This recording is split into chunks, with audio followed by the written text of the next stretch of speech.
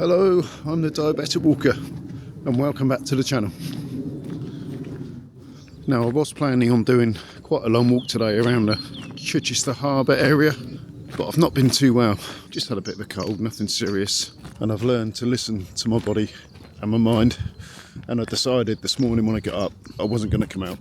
So I've decided to come here to a local nature reserve. Well, it looks like I've got this nature reserve pretty much to myself today, which is nice. Some bees out, must be nearly spring. Now, I'm sure that the majority of diabetics, even those of you that really look after your diabetes well, and somehow you manage to keep your levels where they should be, you know it's difficult, but I'm sure you've all got stories to tell. Some of the things I've done, just ridiculous. So what about hypos then? What do they feel like? Well, I can tell you, obviously from personal experience, that they are not fun. I think the best way to describe it, it's all the worst bits of getting drunk. It's the slurred speech, the lack of concentration, disorientation, sometimes sweats, and it can become very difficult to communicate with people, to let them know that you're having a hypo. And sometimes, if you're lucky enough, you might have someone that can recognise the signs. Apparently there's a sweet, sickly smell that you can emit when you're having a hypo. The advancements from research into diabetes have changed a lot in the 27, 28 years I've had diabetes. When I first became aware that I had diabetes, there were no sensors, no way to check your sugars or your glucose levels without doing a finger prick test. And you become deterred from doing them because you've got to stop what you're doing rather than just getting your phone out, opening up the app. That's so much quicker and more convenient. A few videos back where we went to Tolpuddle, we'd done a walk there, we went to see a folk artist called Gaz Brookfield. Well, Gaz released a song quite a few years ago now called The Diabetic Blues.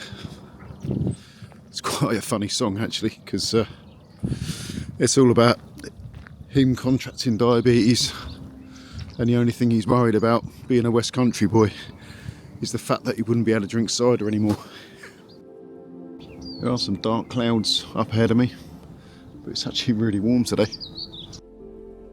So I just thought I'd tell you how I was diagnosed. I was having a barbecue, had quite a few friends around, and I was drinking lots of water and peeing a lot. And I knew nothing about diabetes, I was completely ignorant of it. Anyway, my friends had obviously been talking about it and how I didn't look right. I was pale, I'd lost quite a lot of weight. So one of them was put forward to have a chat with me. And I almost dismissed it, but in the end, I did say, by pressure from Sharon as well, I did actually go to the doctors. And when they checked my sugar levels, they were 32, I think. And they were like, you shouldn't be able to walk into it and you need to get to a hospital right now. Certainly a wake-up call, and I did change my ways. My diet was already pretty good, although funny thing is, back in those days you were told to eat a reasonable amount of carbs. Now the attitude towards that, I think, has changed. You know how much carbs you're going to need for whatever it is you're doing. You can't drive a car with no petrol in it, can you? So in those 27, 28 years, a lot of things have changed. Like I say, new advancements, the Libra sensor, and the attitude towards diabetes has changed. It hasn't changed, it's the awareness amongst the general public, who so many people still think that if your sugars are low, that you need to inject more insulin. It's so dangerous. It's the last thing you need. Yes, I know I have mentioned it before, and yes, I will keep on mentioning it. It's just one way of getting the message through. I've done a lot of strange things in those 28 years, which don't really have any explanation. The anger, I think, is probably one of the worst ones.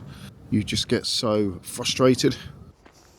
There's something called bolus rage. Bolus is the insulin that you take before every meal. And bolus rage is when your sugars go low, and rather than just stop and think about how much carbs you might need to put in your body or sugars, you just go crazy. Then you get ridiculous highs, and then you get frustrated because you've got ridiculous highs. And I've said things to people in the past which I never would have said. Having a hypo is very similar to being drunk. It's hard for those around you to really understand that, because all they're seeing is what you're projecting out there. But you have to remember, when you've come out of those hypos, that is the person that you are, not the person that's having the hypo. And I do think doing these walks and making these videos as well has helped me come to terms with that. Just being in nature just calms you down. So yesterday I was scrolling my way through Facebook and I came across this channel. So Joy, he makes these shorts about the things that diabetics have to face every day with a very tongue-in-cheek, very humorous attitude. I actually found them hilarious. So I'm only 10 minutes from home. I've just checked my sugar levels and they're heading down quite quickly. They're 8 at the moment, which is nice. So I think I'm going to call it a day here and go and get some lunch before I have another hypo. As always, thanks for watching. Please like and subscribe. You know I appreciate that. And I'll see you on the next one. I've been Lee, the Diabetic Walker.